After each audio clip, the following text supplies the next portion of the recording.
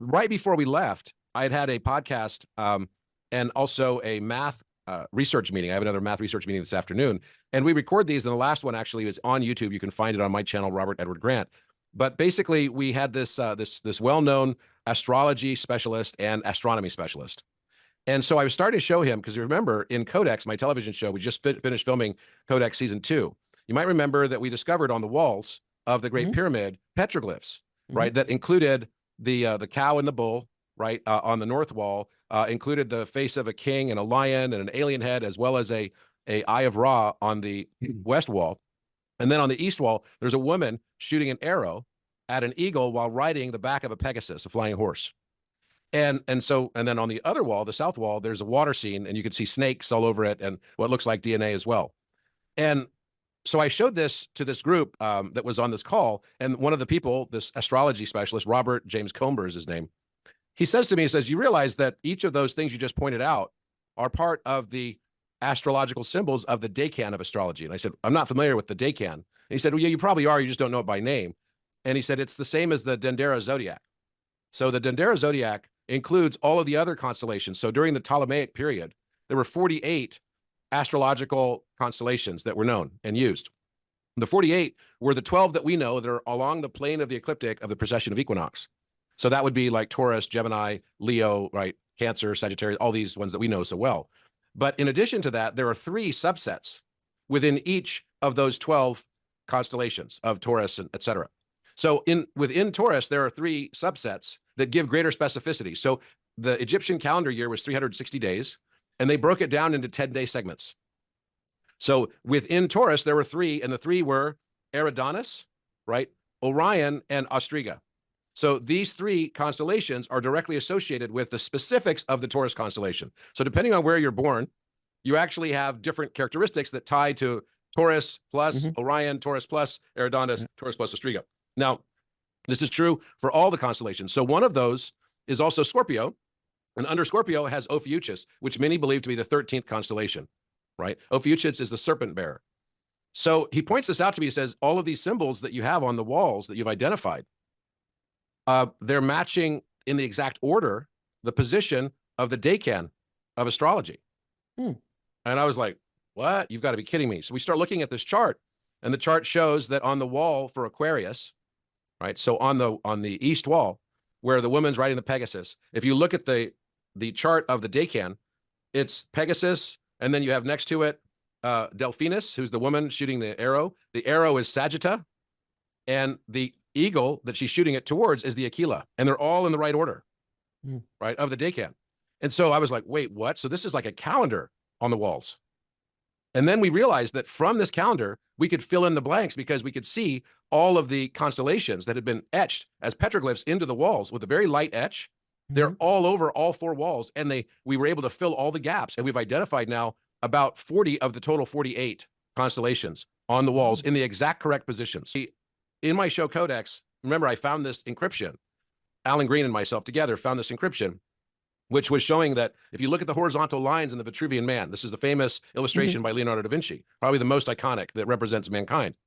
There are 14 lines that have been drawn, both vertical and horizontal lines. When you overlay the pyramid in exactly the right position of the squared circle, then you'll find that the chambers of the subterranean chamber matches the line of the groin precisely. The ground level matches the sacral chakra position. The king's chamber is perfectly matching the heart chakra position on the Vitruvian Man and the line that cuts across his chest. And then if you split that distance, it gives you the queen's chamber as well. So if it's exactly the middle point between the ground level and the heart chakra, and then it also shows that there's a line at the throat, which is above the king's chamber, but only slightly. There's another line behind the nose. There's another line at the forehead and one at the top of the head. So I went to the Egyptian government and showed them this. And I said, look, I have a feeling that the next chamber to be discovered is going to be the throat chakra line. And there's going to be a ascending passage, right, that matches the same ascent angle as the Grand Gallery above it. And I'm calling that the magnum opus gallery, right? And then it leads to the throat chakra line. And I said, I believe there's going to be a throat chakra chamber. Now, so basically they got a camera in through the point where there's a small crevice. And it happened that I happened to be in the pyramid the night they did that again. I rented it that night. They were able to get it through, and they had scaffolding all set up around the original entrance. And they were able to get imagery of this corridor that's 27 feet long. That's the shape of exactly the anatomy of the throat. The shape of it is matching a diamond-shaped pentagon, which if you look down an endoscope down someone's throat where the vocal cords are, you'll see a diamond shape is the shape that our throat takes. And so it's almost as if to say this way to the throat chakra chamber, right? Now, there's a wall at the end of that 27 feet. So this was a huge worldwide announcement that happened in March of 23. And I stayed very much in close contact with the people that manage Giza Plateau, et cetera. And I knew that they were close to figuring out that there was a new grand gallery, exactly as I described behind it. Well, just last week, Jean-Pierre Houdin, a famous architect, Egyptologist, archaeologist, published a paper of the discovery of exactly what I had said in the exact same ascent, angle of degree, and landing at the top, right at the throat chakra line that Da Vinci basically points out that predicted where the next pyramid chamber would be. They were blown away because they could see it. And the thing that really, I think, made a big difference for them was this notion of the Decan of astrology, because Decan of astrology is something that's uniquely Egyptian, right? This whole idea of having it's virtually a clock in the king's chamber, a clock of time that goes both directions. So we process through time and we precess through time at the same time. So when I say that, what do I mean? So if you think about January, right now we're in Aquarius, right? So the sun's in Aquarius. So we go from Aquarius, after Aquarius is Pisces, and then Pisces, after Pisces is Aries, and then after Aries is Taurus, after Taurus is Gemini, after Gemini is Cancer, after Cancer is Leo, right? And it goes in that order. But have you ever wondered why, when we talk about the ages of time that we that we basically, sort of transfer into every 2,000 years, we go backwards. So we were in the Piscean age, and now we've gone into the age of Aquarius, right? That's because time in the annual cycle processes through the equinox. But through the 24,000 year cycle of Sri Yukteswar, right, of holy science, it goes backwards through the procession. Right, because it's going the opposite way. Yeah, you get from enlightenment to darkness, from darkness back to enlightenment. And so, wait a minute. So does this mean that time is both going forward and backwards at the same time? Yeah. Like a Mobius strip.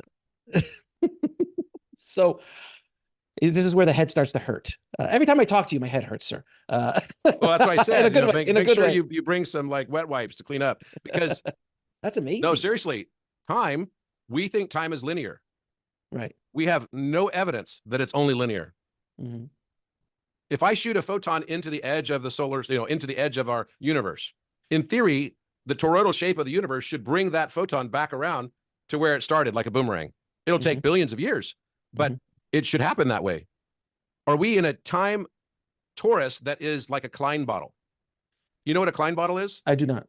A Klein bottle is it looks like a bottle that inverts within itself, or a Mobius strip. A Mobius strip, if I take a piece of paper, right, and I twist it, and I twist it 540 degrees, I could take a car and end up on both sides of the strip of paper, right, as I make it into a track. And the 540 degree reference is what allows that to happen. DNA is a Mobius strip. So the way DNA twists and turns makes it into a Mobius strip. So time itself, I believe, is a Mobius strip that goes both forward and backward simultaneously as part of this matrix of mind, right? So we have a big event that's coming up. And I don't know if you saw this, but so Betelgeuse, or Betelgeuse, as it's properly pronounced, is believed right now by several mainstream scientists to be at a tipping point where it's about to explode into a supernova. What is so real quickly, Betelgeuse or Betelgeuse is a star in the Orion constellation. Got it. For me, it's a movie starring Michael Keaton. So that's why I clear that. Large, bright star. It's the shoulder star of that famous, iconic Orion constellation. Okay. Which Orion constellation, by the way, is mirrored in all the megalithic sites where there are pyramids of major importance. In Xi'an, China, in Teotihuacan Plateau in Mexico, they match the Orion's Belt constellation, that part of the constellation. Same thing with the Giza Plateau. And then when you take all three of those together, so Egypt, China, and Mexico, it creates another Orion's Belt across the planet. So what's up with that, right? Okay. So the shoulder star of Orion is believed by Brian Cox, famous physicist, and by Michio Kaku, famous physicist. Just last week, they announced that it might imminently explode into a supernova. Now, for us, it would explode, potentially this year. And who knows if they're right? I don't know. But what I can say is that it started looking funny and was flickering strange the last few weeks, I was looking pretty closely at it, Mhm. and it's become a very reddish hue color, which is, more so than normal. And they believe that the reason why it's flickering is because it's spewing out like a volcano that spews out ash before it explodes, type of thing. Mhm. It's spewing out a lot of material, and it's 764 times the size of our sun. And it's 724 light years from us. So that means that if it were to explode in the year 2024, it actually exploded in the year 1300. It's just getting to us now. And it's just getting to us now. So you start thinking about that and go, well, how do you traverse these massive distances? But to put this into context, if it explodes, they believe it's going to look like a rose. So there's a Rosetta and other rose nebula all around Orion already. Mhm. And it's a reddish color, so it'll probably look like a rose. But it will end up filling the span of our entire solar system, which, don't quote me on this, but I think our entire solar system is something like 16.1 billion kilometers across. So that's pretty massive. That's how large the gas envelope will be on this, Jeez. So when you think about that and you consider we would see that in the sky, guess how bright it will be? They're estimating a star exploding the size of 764 times larger than our sun would have the same brightness as a full moon at night. Full moon at night. So imagine now a night where we don't have a full moon, we have a new moon. So you don't see the moon. You'd see this new nebula, the Betelgeuse Nebula, looking like a giant rose with the same brightness as the moon. This is going to irrevocably, if it happens on this timeline, it will irrevocably change our night sky. And not only the night sky, but with the same brightness as the full moon. When you look during the daytime, you could see the full moon in the sky as well. You'll see the Betelgeuse Nebula in the sky as well. This is going to be a profound shift. And that's going to be from this point on. From this point on, for the rest in of our lifetimes. Yeah, for Yes. all of our lifetimes, my kids' lifetimes and my grandkids' lifetimes. It'll be super bright for a few weeks, but then it'll always be there. So it's amazing, right? So think about that. It just seems like the timing of this is so matrixy, very matrixy. right? It's kind of matrixy. Okay. So if I took this is a cuboctahedron. Okay. If I were to shine a light from one direction and to cast a shadow on my desk, right? It would make the shape of if I flatten this out, right? This looks like a hexagon, doesn't it? It does. See it in 2 dimensions. You can force yourself to see it in 2 dimensions. Sure. So somehow this 3-dimensional object can be contained and compressed into one 2-dimensional shadow. And all the information that I need for this information to also come out is inside that shadow. Correct. It's a compression. So what if what we consider as higher dimension, all of it can be compressed into the 2nd dimension? In a shadow, let's say. In a shadow, right? So now let's start talking about distances of time. That theory. Well, I don't know enough about it, although I can say that in the precession of equinox, people often believe that there's a light side of the precession of equinox and there's a dark side of the precession of equinox. And the dark side, time goes by slower. So we end up with like a 13,000 year 1/2 cycle. And on the light side, we end up with an 11,000 year 1/2 cycle. So it's a 24,000 year cycle. And part of that is because we're going around our sister star, Sirius A and B, you could argue as well, and which is a brown dwarf. And as we go closer to it, just like we see on all those movies where it shows a slingshot, where it goes faster like this, we're now entering into that faster zone. Why? Because we have something called mass dilation, mass time dilation, just like in the movie Interstellar, right? They landed on the planet that was next to the black hole, and that they were there for only 45 minutes, yet 23 years passed. So what happens as we get closer, we have time going by faster, in effect. And that kind of makes sense. Time goes by faster when you're having fun. But the point being that we have this difference in mass time dilation that impacts how we experience time, right? So a day on Jupiter would be very different than a day here. Yeah, that's true. Yeah. Right. This is the nature of gravity, because gravity and time are inextricably linked. They are connected without a doubt. And it all comes off of electricity. Electricity is the emanation, the one force. That rhythmic balance interchange is the one force of source consciousness. So that is what's basically creating that. So I think that as we get closer to Sirius A and B, we do go into a higher state of awareness. It's also about where we are against our plane of ecliptic. There's a south side of the ecliptic going into the north side. We passed into the north side of the ecliptic also as part of going through, into the age of Aquarius that started in 2012, which there was a miraculous discovery of the Higgs boson in 2012 on July 4th. I think all of it is absolutely connected. We don't live in a universe as much as we live in a U-inverse. The level of consciousness that you experience within you is what gets reflected to the world outside of you. So what does this mean? So let me show you something before you go too far down that, because I think this is going to help crystallize for you Mhm. exactly what I'm talking about. So this is a model, right, view, three-dimensional style view on two-dimensional paper, of course, of the King's Chamber. The proportions are exactly the match. It's like two cubes, length, and then one cube width. It's not quite a cube. It's a little bit more than a cube in height. So it's instead of, you have 10 cubits here and 20 cubits for the length, and then you have the height is 11.18 cubits. Mhm. And so nobody really understood why that is what it is, but we know that actually it's because if you just take this 2-to-1 relationship of the floor and then measure the circumradius, which would be from here to this corner, right? So the half diagonal, that equals 11.18. Okay. So the proportions are perfect the way that they're set up. On this wall is the bull and the cow. On this wall is the woman holding the bow and arrow shooting the Aquila. And all of this is matching this precession of equinox, which is tied to this right here, the decan. So the woman, I'll show you in just a moment, is riding Pegasus. Her name is Delphinus. She's shooting the Sagitta at the Aquila. And this is what you found inside the pyramid. Yes. By So the way, who created this? The astrological decan? chart. Yeah. Nobody knows. It's very, very ancient, and it's in some cases it's dated all the way back to the period of time that would be around Göbekli Tepe. So I mean, this is very, very ancient.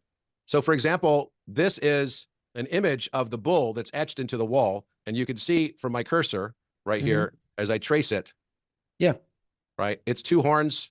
And then you can see also there should be no linear lines on this block, right? You can see a linear line here and a linear line here, creating this symbol that is also matching the Orion constellation. This is in the exact position where Orion should be. Right. Right. Now, it's strange because Dolores Cannon, whom I'm sure you're probably aware of. Of course, yeah. She said that there were, in one of her sessions, that there were hidden things in the walls of the Great Pyramid that no one would see until they had a symbol that matched that which was on the wall. Have you ever seen that? No, I haven't. Let me show you. So basically, she was very, this is in her recordings, which I'm sure you're quite aware of. Symbol has to match the symbol of a person in order to be able to even see it. So Natalie wanted to know more about that. He said every person, when they come into a line, are given a symbol. That's the first time I ever heard of that. The symbol is in their aura field. Each symbol is unique to every person. They said sometimes this is why you feel comfortable with someone or you feel uncomfortable with them, is because the symbols do not match. And it's almost like astrology. It's all together. It's unique for each individual. Each person has a symbol in their aura field. So they said the hidden things were in the wall of the pyramid. Nobody who would just pass by would be totally invisible until the right person with the right symbol match with the symbols they put on the hidden part. Then they'll be able to see them, and they'll be able to find them and use them in our time period. Yep. So you'll see this now. So basically, I'm trying to find the picture. So this is what is on the wall of the east wall of the King's Chamber. This much detail. Mind-boggling. Now I'm going to show you. Yeah. How did you, and that's, you didn't draw that on the wall, obviously that's drawn after. No, I drew over, right? Because several of us saw it, and then we would point it out, and then we were able to match it. So we didn't know, all we had was the eagle, right? And we had the Delphinus and the Pegasus and the Sagitta. And then during the call, you can actually watch, because we recorded all of this live and we posted on YouTube. And so then this guy, Robert Cumber, is like, well, there must be a fish somewhere on the wall. And then we noticed there was a vesica shape right next to the eagle, because there had to be the Piscis Austrinus as one of the constellations. And sure enough, exactly where it was supposed to be, we find it on the wall. And this was true on all of the walls. The bull and the cow that I just pointed out to you, there's a cow that's the Hathor that surrounds the bull. On top of it is the face of what I believe to be Orion.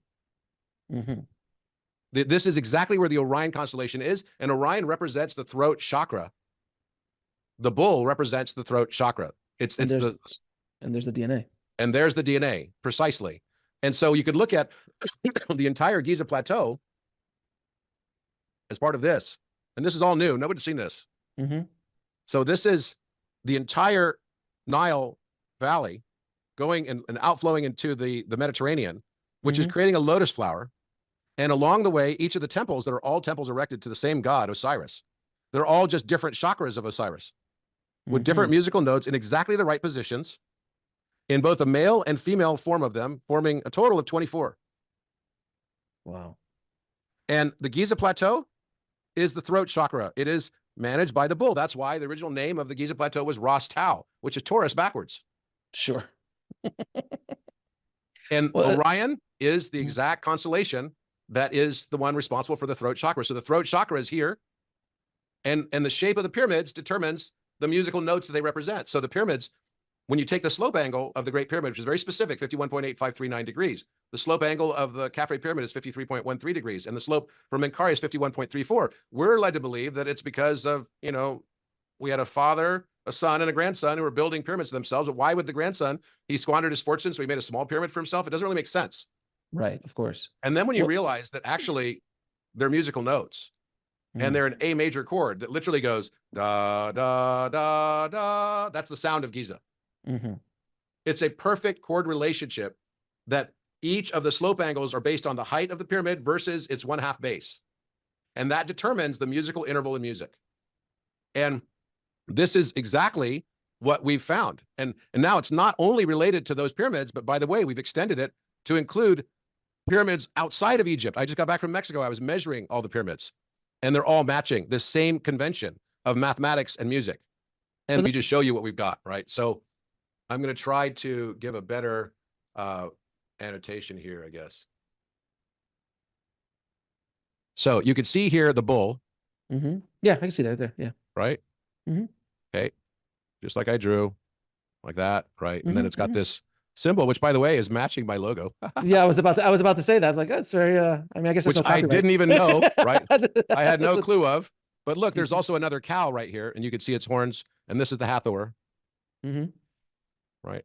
And then its face kind of comes down like this. Here's its neck. It's Yeah, a yeah, profile yeah. of it, right? Here's its eye, and it's even got. So, can you see that? Yeah, of course. Yep. All right. So then here you've also got DNA. Look, DNA is coming across. I could see it actually. You see the DNA? Yeah, I see it. I see. Yeah, I like see the what little the curve heck, right there. dude? Yeah, I see the little curve It's right there. freaking DNA. Yeah, I see it. I literally see it embedded in the pyramid wall. That's insane. Exactly, because the throat chakra activation is accompanied with DNA activation. But now look, so this has nothing, no writing on this side. Mhm. You can see the eyes. Oh no, I Right can see. here. Oh, absolutely. I can see the eyebrows. I can see the bull. I can see the DNA. It's there. Are you mind blown, dude?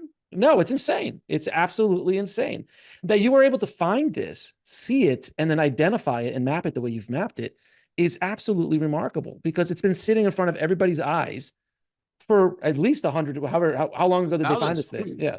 Thousands Of years. Oh yeah, of course, thousands of years. Yeah, it's been around for thousands of years. But people, have been seeing these walls, taking pictures of these walls, doing these things for years, and no one ever put the two. They just never saw it. So the Dolores video that you showed Mhm. really does say like, oh, when the right symbol walks into the room, it will see it. So it's pretty remarkable, man. I have to say. So here's what's on the other walls. You guys are the first to see this, seriously, in the world. And this is new, by the way. This is brand new. All brand new. Really? All brand new. So Wow. there's Ophiuchus on the opposite wall, which is the opposite constellation Uh-huh. of Orion, and they Mhm. represent the 13th and 14th constellations. They're actually important enough that they have to have their own constellations, and they are on the plane of the ecliptic. Ophiuchus is 1 degree above it, and Orion is 1 degree below it. Together, they represent the conscious and the subconscious. They are the shadow. So every constellation has a shadow consciousness associated with it. Taurus has Scorpio. You can't have 13 constellations. You have to have 14. Because Right. each constellation, like I think I'm Taurus. Yes, that's my sun, but my shadow consciousness is Scorpio. So sometimes people will feel like I'm more Scorpio Mhm. because it's part of my shadow. But you can see here, look, it's a man. Here's his Yeah, yeah. eyes. Here's Yeah. his mouth. Here's the ram's horns that represent the black ram. And the story in the story of Shakespeare, there are 36 plays of Shakespeare. How many Decan are there? There's 36 Decan. Each play represents the Decan. And so you know the story of Othello. Mhm. That's Ophiuchus. Well, we'll have to The have black another serpent episode. healer. He has a snake going around him that's the python. They're both We'll have it's the- biting its tail right here. We'll have to have another conversation about Shakespeare and Da Vinci's connections to the pyramids. Oh, there are that- many, because that was part of this whole discovery and solution. So, so basically, then the other wall, mind-blowing. right? So it is That's pretty mind blowing, right? Mind-blowing. It is super mind blowing. And then, you know, let's see if I can find the other one. I'm trying to find an image that, okay, here's another one where you could see the birds above the cow and the bull, and above the, so on the face of Orion, I could see it. he has a bird over his eyes, almost like a mask. And then there's another bird right here next to it. And all of this was found in the Last Supper. No. Yep. Because here it is. Let me see if I can find the, Da Vinci, for everyone, it's the Da Vinci's Last Supper. yep, Da Vinci's Last Supper. So I'm trying to figure out how I can Overlay. annotation. Yeah, hold on. I can do it now. I can do it now. Okay.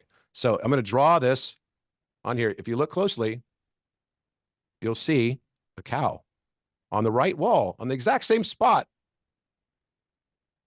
You see the horns I'm drawing? Yeah, I see it. Here's the ridge of its back. And then it has in script Alpha, Q, W, Alpha Chi Omega, right there. So here's its eyes. I need to change the color of this thing and see it Yeah. better. Okay, so here But we I'm go. seeing you movement through it at least. Yep, There it is. right. Here's its eye. Yeah. Here's the horns, Yeah, I saw it right there. right? Like this. And then there's a bull. There's a bull inside here with the two nostrils right here and a Taurus symbol on its forehead. I'm not drawing it well, but there's another eye here, another eye here, and it's got two horns as well. So it's a bull inside of a cow on the exact same wall. So when you match up the back wall of the Mhm. Last Supper to the king's chamber, this Mhm. little port right here becomes the sarcophagus. Jesus. No pun This intended. is an encryption. And guess what? Each one of these guys represents the different astrologies. Like, seriously, Wow. it's so mind blowing. So each one, and guess how many holes there are in the ceiling here? 36 to represent 36. the Dacan. That is absolutely mind blowing. So here we go. So if I try to, oh, it's not letting me get out of it. Let me show you this again. Okay, so if I zoom in on this, look what Mhm. we have right here. There is a, I'm just gonna do it with my cursor here. This is an Aries symbol. Right here. Yeah. So Yeah. here I are the see it. horns. Here's Yeah, the yeah, head. I see it. Yeah, I see it. Here's the face. Here's the eye of the ram, because this guy represents Aries. And then look at the guy next to him. He's got on his forehead a Taurus symbol, just like the bull did on the wall. Mm-hmm. Right here, this little tiny small Taurus symbol right over his right eye. Did Da Vinci go to the pyramids, see this, Yes. and then decide to incorporate this into his paintings in a way that, in his way, allowing this information to continue, just like the pyramids, all this is encrypted inside of the pyramids, so it could last thousands of years? Yes, he did. In fact, That's insane. That's mind-blowing, so Robert. that's exactly what he did. And that's what my whole show is about, Yeah, I is know, how I know, all I of know. this has been encrypted. So you could find even here on the, on what's supposed to be John, you could see the shape of the Libra symbol, which is the shape of Omega, right on her raiment. That's which is that's, Libra. that's Mary Magdalene, right? Yeah, it's Mary Magdalene. So Yeah. of course, and where they're sitting, this is a sarcophagus right here. Mm-hmm. And this is exactly where the Alpha Omega are. Alpha, Omega. Yeah. And there's a king's face on the back wall. Right here. There's an Eye of Ra right here. Yeah, an there's eye. an Eye of Ra. That's an Eye of Ra right Yep. there. You're absolutely And then right. you can also see the profile of a face of a man right here, and his eye is right here, and his other eye is here, and this is his ear, and here's his nose coming right down. There's his eye looking at us right there. That's So wild. this, and that's a king. It's King Cestius. The entire Last Supper painting is a Mhm. map of the King's Chamber of the Great Pyramid. One quick question, Robert. On the all the things that you found inside, all these things you found on the walls, were they worn down over time, or was it Yes. purposely? In it was fact, a I pi- had to ask the Egyptian government Uh-huh. because they continue to do work on the walls to try to make them like restored somehow, and they're putting harsh chemicals on it. And these are light etchings. Yeah, I was gonna say. So it's almost like Here's how I believe they were done. I don't believe they're done with laser or anything. I believe now. Have you seen the research that shows that you can think a thought next to a glass of water and then Yeah. freeze the water and then thought shows up in the water? Well, they've now extended that to include liquid crystal. So liquid crystal has the same property. You can freeze the liquid crystal and you could see the images from your thoughts. That's how sensitive it is to our thought. Okay. Well, does that mean that it might also apply? We just don't know it yet. To solid crystal Right. as a memory storage medium. And this is why the King's Chamber is made of rose granite and granite, some of which has 55% quartz crystal as its composition. So these etchings in the walls are lightly etched, and you can see them from the side. You know, it's like almost impossible to miss them. It's kind of mind-boggling.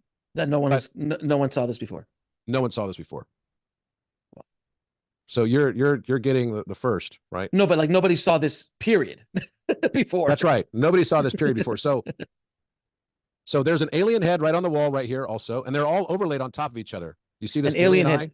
Yep. What do you mean by see it? alien head? Oh, there he is. Yeah. You mean like a Right grape? right there with the mouth and everything. Yeah. You've got an eye of Ra on the wall right here. Okay. Here's the center of it. You see it crosses 2 blocks from here. It goes like this all the way across. And that's right over the nose. There's a nose underneath it as well of a king, where one eye is right here, the other eye is right here. And then Right part of there. the alien eye is making his mouth. It looks like this on the side. So they're Matching. overlapping. They're They're overlapping. overlapping, matching the one on the Last Supper that I just pointed out to you. Jesus. That's remarkable. That is absolutely. You see it. You can even see remarkable. his crown right here. You see the crown going up on both Yeah, sides? up and down. Yeah, up Yep. and down. So you have a good ability. Your ability to perceive pattern is tied to your level of conscious progression. Right. Okay. So the higher your consciousness, the more ability you have to perceive pattern of higher dimension. Right. You see Makes these perfect quickly. sense. That means that you're basically seeing this stuff rapidly, right? So Yeah, this I mean, is here's the DNA. yeah, I can see the movement on it. I can It's- see the arcs of it. I could very easily. I mean, look, it helps that there's a pattern at the top. Mhm. So just by matching it, you just look and you go, there it is. Yeah. There it is. But Absolutely. you can even There it is. see the nucleotide pairs and the way they're Yeah. twisting in perspective drawing. That's like How- impossibly how- difficult to do. Next level. So this is in the Queen's Chamber. Oh God, that's This easy. is the to face see. of Osiris. Yeah, that's a super easy one to see. It's very. No one's ever seen this stuff. But how is Look, that? you even have a molar right here. It looks like it's translucent, like an X-ray. He's got a molar from his teeth right here. This is his chin. How has no one seen this stuff, Robert? Or is it just it needs to be seen now and not seen 500 years ago? It needs to be seen now. Just like Wow. Dolores Cannon said, When it's time, when we're Yep. ready, when we're ready as we a are- species. it is time now. It is absolutely time now. So here's another one. This is Last Supper painting, the same DNA we saw on the walls. They're all over the walls there, and you'll find it right in the Last Supper too. Yeah, I can see parts of it, no question. How that was embedded inside of this painting, the level of genius. Oh, of- it's of- of the- mind-boggling. It's mind-boggling. The math, the artistry. Just head hurts to think what Da Vinci had to do Oh yeah, to Yeah, incorporate totally. this stuff at a time where he was basically a god amongst men. absolutely. I mean, it must have been so frustrating for him to even have a So conversation. here we go. So this is the Queen's Chamber. Okay.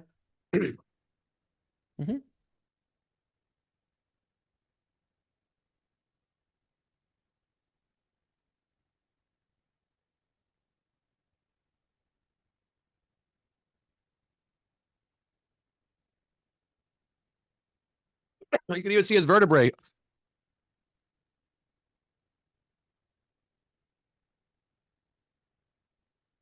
Wow. That was an Egyptologist going, yes, I'm not supposed to see it. And then look, if you look close, coming out of his mouth, looks like a sound bubble, like you have cartoons almost, and it says Sure. alpha, right?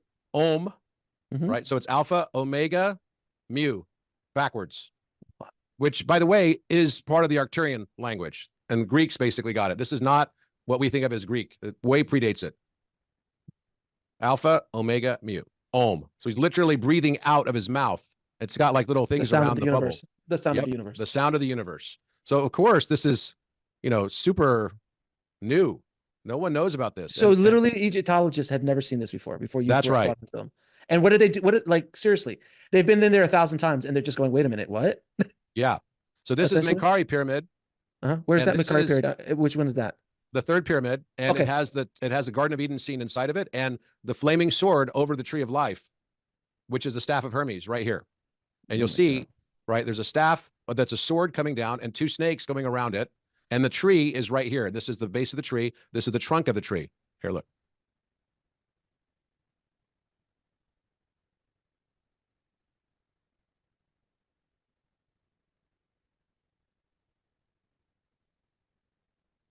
This is your group. This is the group that you Yeah. took. Yeah, Yeah, I that was thought- not this. That was the trip before. Oh, okay. But That is- can you see the staff of Hermes right here? yeah. Oh, I see it. I see it very clearly. Yeah. And you On see top of a snake tree, and here's everything. all the leaves all around it. Right? I mean, I'm telling you, man. But so let me ask you a question though. You've been in these pyramids years ago as well. You didn't see these either back then. No, as consciousness goes higher, right? We see more and more every time I go in there now. So this is what I see on the wall. Right now, I also see the face of the man, which I didn't see until this last trip. Right, that was behind this bird right here. There's two birds. Right. This Right. is Cygnus. This bird right Uh-huh. here is supposed to be Cygnus, and this is supposed to be Lyra. Mhm. And then the dragons that are representing the DNA, and Yeah, the, that's DNA. the cow and the bull. Yeah. And there's a tree of life right here that they're biting into, which I actually think is either tree of life or it's a tree of knowledge of good and evil. I'm not exactly sure, but all of this is, and this is what's on the other wall. So the woman riding the Pegasus, you could see her arm right Yeah. here holding the bow and arrow. Here's the arrow. Mm-hmm. And it's written right underneath her. I think Da Vinci put this here when he was there. THOTH. And then the number 126. So you got THOTH. Mm-hmm. And then 126. And then you've got a woman whose face, this is her nose right here, her profile, her eyes, her hair, holding the bow and arrow, shooting at this eagle that comes across like this. Can you see it? Yeah. Oh yeah. I mean, it's like you can see the shadow. Yep. It's like so. It's clear as day to me. Yep. What you're able Like to see this this. stuff. My God. Look, yeah, you can see it now. I mean, once you have the reference point, you obviously see it. It's right there. Yep. Holy cow, man. So what is all of this for? Why are we going through all this? I believe, and we'll finish on this. Yeah. And I believe it's related to where we are in consciousness, first of all. And all of this is going to be in season 2 Yeah, I was going to of ask. Codex, which is going to literally blow everybody's minds. I mean, seriously. But So I mean, we see the Orion correlation literally everywhere. Look, these are the Great Pyramid, Teotihuacan, Xi'an, China, the constellation. And then not only Indonesia. that, but look, Da Vinci encrypted it also in Vitruvian Man. See these three? Who has Mhm. abs like that? Yeah, exactly.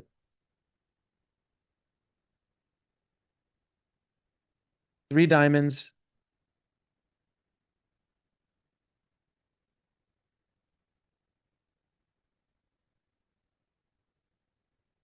It's actually the 3 belt stars of Orion. That's insane. In exactly the right spot. That's ridiculous, Robert. So That's what's ridiculous. happening? Why is this all happening? I think it's related to this. We're coming to the realization that time loops on itself. We have a pre-session and a procession. In the procession of equinox, we have 8,640 hours in the Egyptian year. Why is the Egyptian year 360 days? Because it's the combination of balanced masculine and feminine. There's 365.25 days, or 360 if you include the leap year, 365.4 days Mhm. for the year, right, with leap year, and Mhm. 354 for the lunar year, which is the feminine. The average of the two is exactly 360 days. Of course. So think of it like DNA. You've got two sides of DNA rolling. The place where it would actually end would be the mean value of the two. So It's literally like two sides of DNA. And it becomes like DNA that wraps into itself as these Mobius strips would imply. And we go forward in procession and backwards simultaneously in precession. And the Mhm. number of days of the precession of equinox is 8.64 million days, Mhm. which is the same 8.64 that is the procession of hours. And that is derived as the gravitational constant divided by the square root of pi minus 1. It's too perfect. We add 1 to this, that's the speed of light in the front.